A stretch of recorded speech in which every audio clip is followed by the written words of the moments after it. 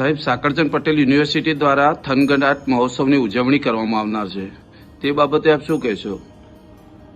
માતાજીની આરાધનાનો આ અતિ ઉત્સાહ પર્વ એ આજના યુવાનો માટે પ્રેરણા સાથે ધાર્મિકતા જોડાય એ માટેનો આ પર્વ છે.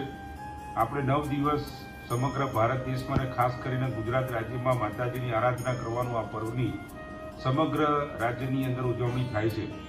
છેલ્લા 10 વર્ષથી સાકરચંદ પટેલ યુનિવર્સિટીની અંદર નવરાત્રિ મહોત્સવનું આયોજન થતું આવ્યું છે અને આ કાર્યક્રમની અંદર નોર્થ ગુજરાતમાં એટલે કે ઉત્તર ગુજરાતની અંદર આ નવરાત્રિનો એક અતિ ઉત્સાહપૂર્વક ઉજવાતો પર્વ તરીકે જાણીતું બન્યું છે. ત્યારે અમારા આ નવરાત્રિના કાર્યક્રમની અંદર લગભગ 10,000થી વધારે યુવાન વિદ્યાર્થીઓ અને વિદ્યાર્થિનીઓ ભાગ લઈ રહ્યા છે અને દર વર્ષે સાકરચંદ પટેલ યુનિવર્સિટીની નવરાત્રિની અંદર આ મહોત્સવમાં ભાગ લેવા વિદ્યાર્થીઓમાં એક અતિ ઉત્સાહ જોવા મળી રહ્યો છે.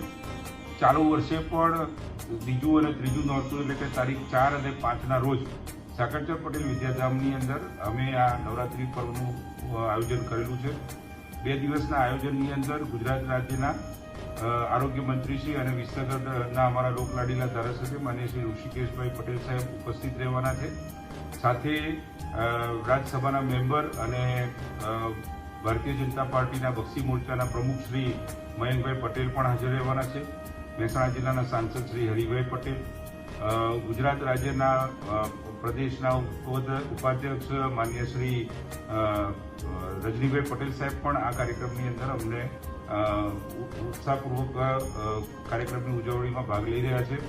આ તમામ મહેમાનોનો હું સાકરચંદ પટેલ યુનિવર્સિટી તરફથી આભાર વ્યક્ત કરી અને દરેકનું સ્વાગત કરું છું. સાથે સાથે મહેસાણા જિલ્લાના આગેવાનો, વિસનગર તાલુકાના આગેવાનો, શુભેચ્છકો અને આમંત્રિત મહેમાનોની હાજરીની અંદર આ કાર્યક્રમનું આયોજન કરેલું છે.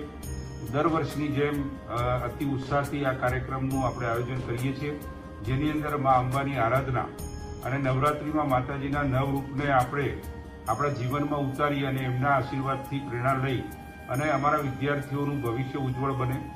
શિક્ષણની સાથે સાથે એ સહકાર એ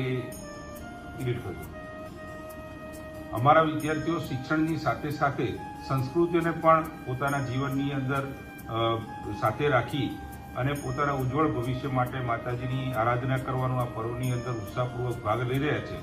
હું આપ સૌને આ માતાજીના મહોત્સવની અંદર આમંત્રિત કરું છું અને આ કાર્યક્રમની અંદર સંમલિત થવા માટે આપ સૌને આમંત્રણ આપું છું. જય માતાજી.